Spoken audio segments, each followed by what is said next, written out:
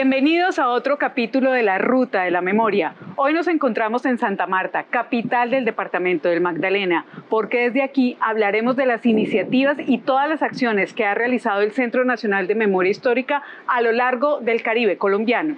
Especialmente estaremos hablando de uno de los informes de la Dirección de Acuerdos de la Verdad, el informe número 11, La Tierra se quedó sin su canto, que justamente habla de las estructuras paramilitares que se conformaron en esta región del país. Bueno, y nos encontramos con Carlos Mario López, el director técnico de Acuerdos de la Verdad. Bienvenido, Carlos Mario, a la Ruta de la Memoria. Viviana, ¿cómo estás? Muchísimas gracias por la invitación. Bueno, y estamos aquí con mi compañera Angie Cárdenas porque queremos hablar de qué consiste la Dirección Técnica de Acuerdos de la Verdad, por qué es tan importante para el Centro Nacional de Memoria Histórica. Claro, Viviana, contémosle a las personas que la Dirección de Acuerdos de la Verdad es una de las 4 direcciones misionales que tiene el Centro Nacional de Memoria Histórica y particularmente se encarga de gestionar el mecanismo no judicial de contribución a la verdad y la memoria histórica, un mecanismo de justicia transicional que tiene como marco normativo la Ley 1424 del año 2010 y que palabras más, palabras menos, vino a despejar ese limbo jurídico en el que se encontraban todas aquellas personas paramilitares rasos que no cumplían presupuestos para acogerse a la Ley 975 del año 2005, es decir, la Ley de Justicia y Paz. Entonces estaban aquí, a diferencia de lo que hace la Dirección Técnica de Construcción, que es trabajar con las víctimas, acá se trabaja con los victimarios. Es bien particular, Viviana, porque el mecanismo no judicial, pese a que es un mecanismo transicional, es sui generis, es decir, es particular, porque no es propiamente una comisión de la verdad, pero tampoco es un mecanismo de carácter judicial. Y como tú lo dices, se encargó en un principio de acopiar todos los testimonios, los relatos de aquellas personas que se comprometieron a asistir a este mecanismo no judicial con el objetivo de aportar al esclarecimiento del fenómeno paramilitar. Sin embargo, Viviana, también es importante acotar que esta información que ellos nos brindaron se contrastó también con diferentes fuentes secundarias y sobre todo con una estrategia muy importante para nuestra dirección, que es la Estrategia Nacional de Contribuciones Voluntarias. Es decir, aquí propiamente escuchamos y acopiamos relatos ya de las víctimas, organizaciones de víctimas, de funcionarios, de periodistas que tienen, digamos, una voz muy importante también. De ahí entonces que triangulamos, hay mucho rigor a la hora pues de crear y diseñar el mecanismo no judicial de contribución a la verdad y la memoria histórica. Mi nombre es Jacqueline Moreno, vengo del corregimiento de Santa Isabel Cesar, pertenezco a la comunidad de víctimas por el desplazamiento forzado. Soy retornada nuevamente en esa comunidad. Venimos haciendo memoria porque a través del canto, porque es una forma de traer los recuerdos, las experiencias vividas con las personas que ya partieron, que ya no están con nosotros y que dejaron muchas cosas bonitas que decir y dejaron muchos ejemplos a seguir. Bueno, Carlos Mario, nosotros y nosotras en este momento estamos en Santa Marta porque justamente el departamento del Magdalena ha sido clave en la elaboración de uno de los últimos informes que ha sacado la Dirección de Acuerdos de la Verdad, que es el informe número 11, La Tierra se quedó sin su canto, que habla del bloque norte y el fenómeno paramilitar en esta región del país. ¿Podríamos contar un poco sobre el proceso de creación de este informe y también de los contenidos para animar a nuestro público a que consulte el informe? Claro que sí, Viviana. Como tú muy bien lo dices, la Dirección de Acuerdos de la Verdad acaba de lanzar su informe número 11, Viviana. Eso hace parte de una serie de informes que tenemos, que es el origen y la actuación de las agrupaciones paramilitares en las regiones. Hay que decir que en este momento ya llevamos 11 informes por delante y de esta manera poco a poco vamos haciendo la radiografía en el país de cómo fue el operar y el accionar de estos grupos paramilitares en todas las regiones, que dicho sea de paso, la Dirección de Acuerdos de la Verdad identificó 39 estructuras y pues dicho sea de paso, Angie, justamente 3 estructuras fueron tenidas en cuenta en el bloque norte. Además de esta, también estuvo Resistencia Tayrona y básicamente entonces se trató de un informe que da cuenta cuenta del origen, la actuación y el accionar en 4 departamentos, entre ellos, como bien lo dices, el departamento del Magdalena, pero también estamos hablando de La Guajira, de Cesar y del Atlántico. Se trata de un informe, Angie, que básicamente desde el año 2018 se inicia con todo el tema de la creación de la hipótesis del trabajo de investigación y adicionalmente cuáles serían las unidades temáticas. Durante el año 2019 y el año 2020 se inicia todo el tema que tiene que ver con el trabajo en las comunidades, y en el año 2020 propiamente se inicia el proceso de escritura. Son 8 capítulos, Viviana, y en esos 8 capítulos las personas interesadas, que esperamos que sean todas las personas que nos estén viendo, van a encontrar los antecedentes socioeconómicos del paramilitarismo en la región del Caribe, pero adicionalmente, Angie, cómo fue la incursión de este grupo paramilitar, cómo fue esa época del terror, cuáles fueron esas graves violaciones al derecho internacional humanitario y a los derechos humanos, y también las acciones de resistencia de estas comunidades, para finalmente hablar del proceso de desarme, desmovilización de este grupo delictivo y qué pasó con algún continuismo, porque hay que decirlo que también la DAP halló esta cuestión, y es que después de las ceremonias también hubo un grado de continuidad de algunas disidencias del bloque norte, Viviana.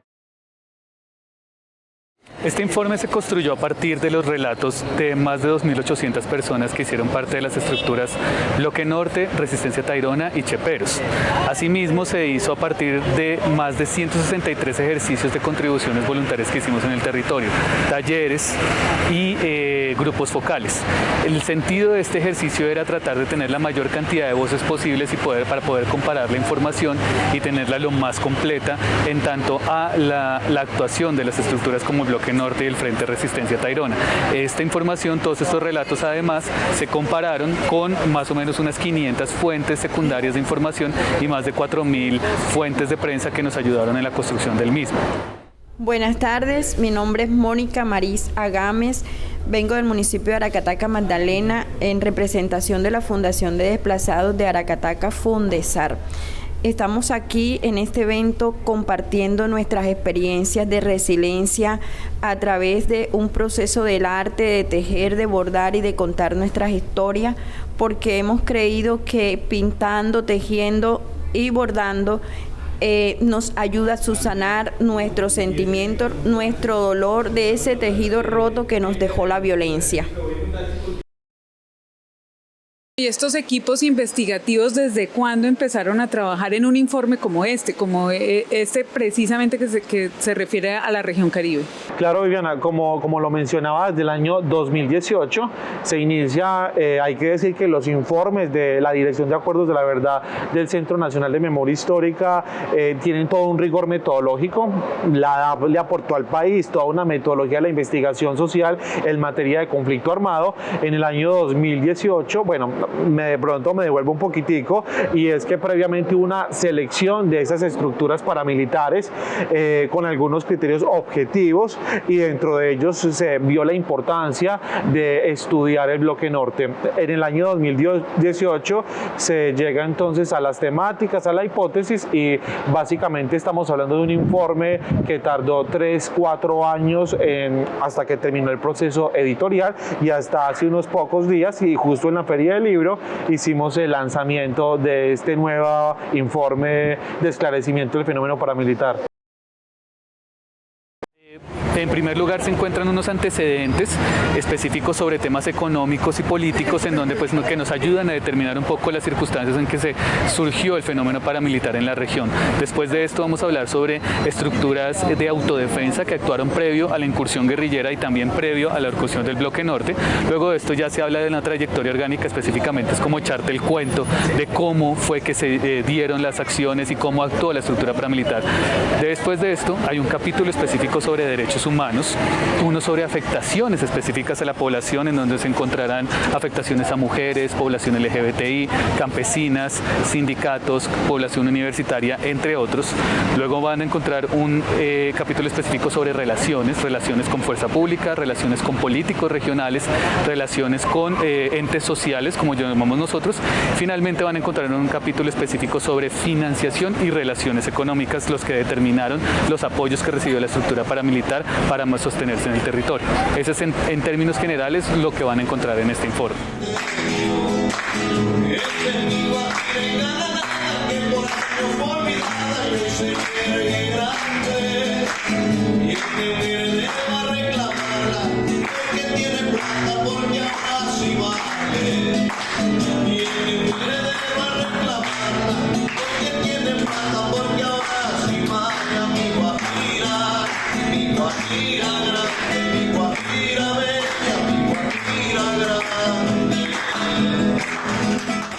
Cuando llegamos al territorio nos dimos cuenta que este era un territorio muy musical y que mucha de la memoria colectiva de la región radicaba en la música, sobre todo en la música vallenata.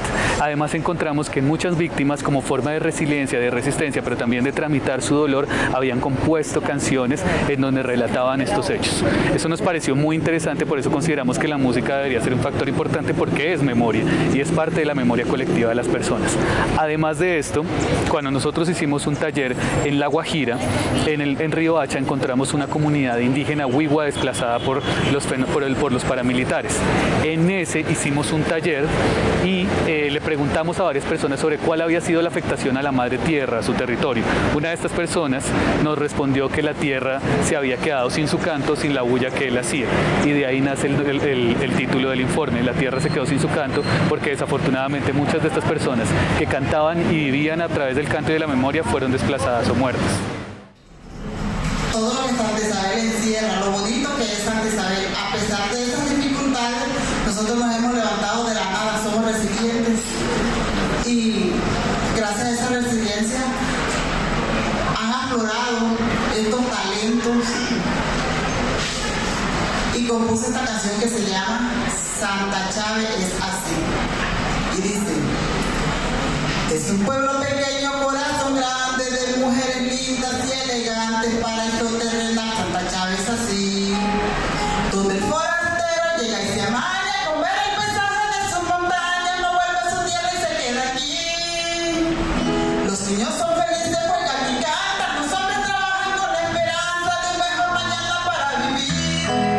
Santa Chávez así, Santa Chávez así, díganlo cantando a llover.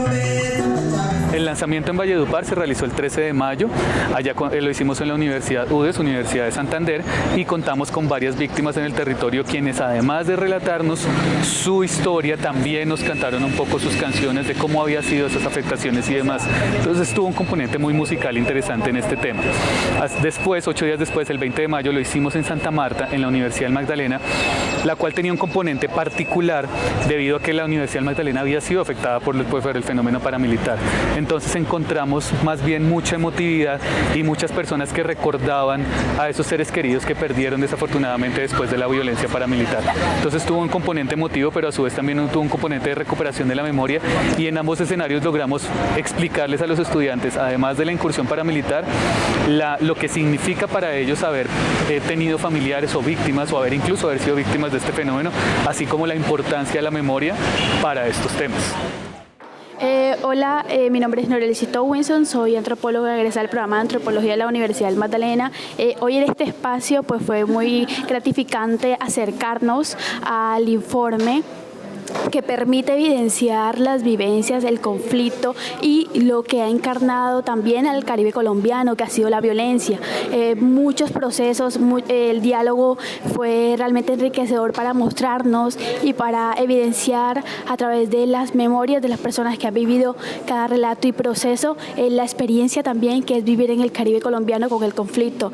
Queremos realmente que este informe nos lleva, a mostrarnos esas verdades que deben deben ser contadas, que deben ser reproducidas, y por el Centro de Memoria pues nos acerca mucho más a este proceso que también hace parte de la región Caribe y que no queremos repetir, ¿no? Entonces estamos muy agradecidos con este espacio y queremos leerlos y que todos los conozcan. Gracias. Pese a que el fenómeno paramilitar se habla mucho en el país, aún falta mucho por saber, y considero que aún falta mucho, sobre todo ir a los territorios y escuchar a las personas y escuchar sus voces y convertir esas voces en relatos y a su vez que estén en los informes. Entonces, de alguna manera, la reconstrucción de la memoria es diferente a todo lo que se haga en términos académicos, porque estás poniendo la voz de la persona que sufrió en ese sentido, y creo que eso también es un llamado para que las personas se puedan acercar y a su vez puedan sentirse representadas en este informe. Lo hemos dicho ya en muchas oportunidades, este informe no es nuestro. Nosotros lo único que hacemos es tomar las voces de las personas y sus relatos y tramitarlos a través de un informe. Ellos son los verdaderos autores.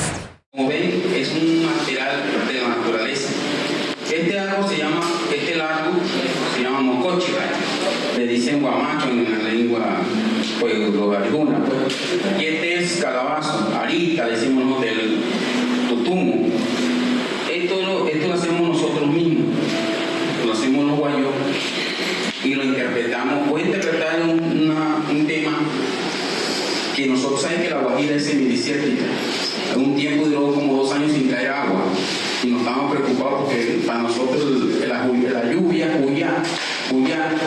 para nosotros es el lluvio, es nuestro padre antiguo, y la tierra nuestra madre antigua. Y vamos a hacer un sonido de Juyá haciéndole el amor a nuestra madre tierra.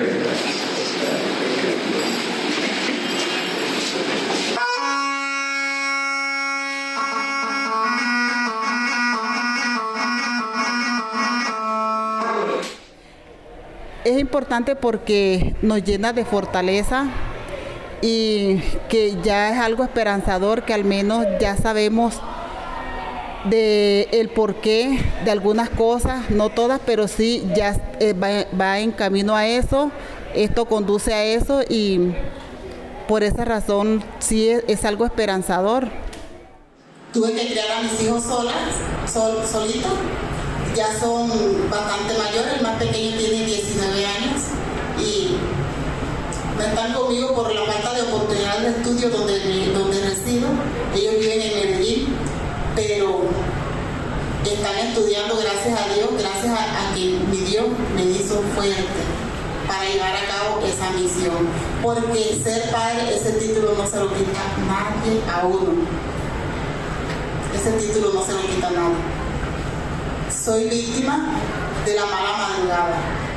La madrugada del 8 de enero de 1999 llegaron a Santa Isabel, tipo 1 o 2 de la mañana, los paramilitares asesinando gente, quemando casas, y desafortunadamente en una de esas casas que quemaron vivía mi abuela, una anciana que desde el año 88 había perdido la vista. Mamá Sara crió 36 nietos. Yo tengo 50 años. Mamá Sara, en mi imaginación jamás estaba que Mamá Sara se iba a morir.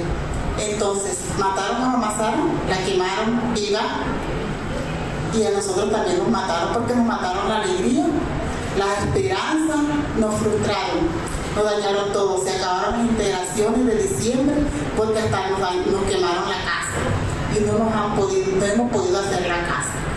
Entonces, con base a eso, yo compuse una canción que se llama Mala Madrugada, que le da el título al 8 de enero de 1999. Dice: la madrugada del 8 de enero año 1999 fue destruido un jardín florido, va a sembrar en él terror y miedo, y el ser querido, así fue Dios mío, con mucho suplicio, no tuvieron suerte ahí. Madrugada, madrugada,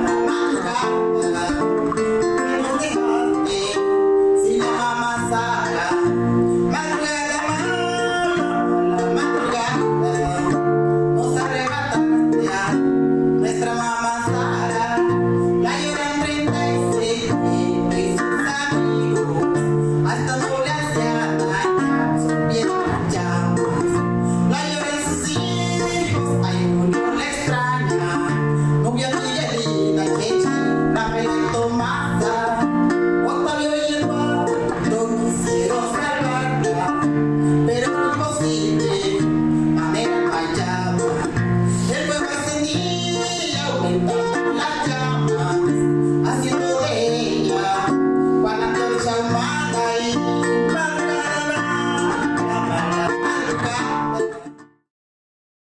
Sé que no tenemos mucho tiempo, Viviana, y que los hallazgos de este tipo de informes de la Dirección de Acuerdos de la Verdad pues son bastantes, es una investigación ardua, pero podríamos contar algunos de los hallazgos, ya sea a nivel económico o financiero o de alianzas con grupos económicos. Bueno, hay una infinidad de detalles, pero ¿podríamos contar algunos? Claro que sí, a lo largo de todo el proceso de escritura, de análisis del informe del Bloque Norte, pues emergen algunos aspectos cardinales, como fue el grado de vinculación que tuvo el Bloque Norte con grupos políticos, con actores sociales, pero también la relación con miembros de la fuerza pública. Allí también queda claro cómo fue el tema de la financiación de esta estructura armada, y además hay un enfoque importante, diríamos, de grupos especiales, y cómo el accionar de este grupo paramilitar terminó afectando a la población Angie afrodescendiente, a la población LGTBI, a las mujeres, porque además hay un capítulo que habla de la violencia a la mujer y la violencia basada en género. Entonces son múltiples hallazgos los que, digamos, se acompasan en este informe y que vienen siguiendo la misma línea de los 10 informes anteriores, Angie, más los que tenemos en camino. Bueno, yo creo que el hallazgo más importante es haber determinado con especificidad en qué lugar y en qué momento actuaron los distintos frentes que compusieron el Bloque Norte. El Bloque Norte como tal no fue una estructura monolítica, sino fueron varios frentes comandados por diferentes comandantes que actuaron en ciertos territorios. Esto es muy importante, ¿por qué? Porque nos ayuda a determinar, o le ayudaría a la justicia a determinar quiénes fueron los responsables, en qué momentos y en qué lugares donde actuó la estructura paramilitar. Creo que eso es uno de los más importantes. El otro fue la dinámica de la violencia, sobre todo en la época del terror, cómo usaron las masacres y las distintas masacres, cómo se fueron dando de sur a norte durante los diferentes años para el control de la Sierra Nevada de Santa Marta. Nosotros registramos 453 masacres en el territorio, y estas nos permitieron determinar además dinámicas de desplazamiento, de despojo, de violencia sexual y desaparición forzada que se daban en torno a este tema para generar terror, pero a su vez pues para adueñarse de las tierras de las personas campesinas en el territorio. Mi nombre es José Luis Peralta Pacheco, soy campesino, cafetero de un sector rural del municipio de Pueblo Bello.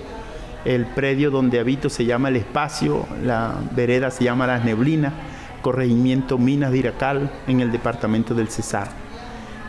A mí me parece importante este trabajo de memoria histórica, porque a nosotros particularmente, como sufrimos una situación muy fuerte acá en cuanto al tema de violación a derechos humanos, en el momento que escucha uno los relatos en otros territorios y lee los relatos de situaciones similares que pasaron en otros territorios, entiende uno que así como nosotros sufrimos y padecimos este flagelo de violencia, otras comunidades en otras partes también lo vivieron. Eso por un lado. Lo otro también es que en el tema de no repetición que anhelamos que se cumpla esa medida que está establecida en la Ley 1448, es fundamental que los relatos de memoria se conozcan. Por ejemplo, hoy cuando vimos acá en la presentación del informe, cuando hicimos los relatos y cantamos las canciones, notamos a los muchachos jóvenes de acá de la universidad cómo se conmovieron. Eso de una o de otra manera lleva a reflexionar a la sociedad en su conjunto, y de pronto nos ayudan a que estos hechos de violencia no se vuelvan a repetir en los territorios, ya habiendo leído y estudiado los informes de memoria histórica. Pues muchísimas gracias, Carlos Mario. Qué bueno que nos estés acompañando en la Ruta de la Memoria, que estará recorriendo a lo largo del país los lugares donde desde el Centro Nacional de Memoria Histórica se construye memoria, se construye una reparación integral y buscando pues la no repetición de todos estos hechos. Angie, no sé si quieras recordar dónde pueden consultar estos informes, dónde los pueden encontrar.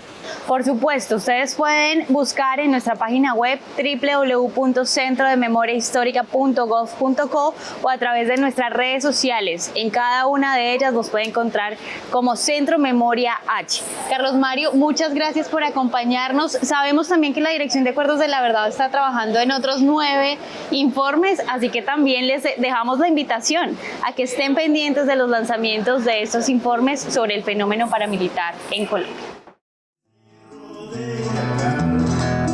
Es el cerro, bendito cerro, es el cerro de acá. Este fue el cerro que por un tiempo llamó la musa y me hizo cantar. Este fue el cerro que por un tiempo llamó la musa y me hizo cantar.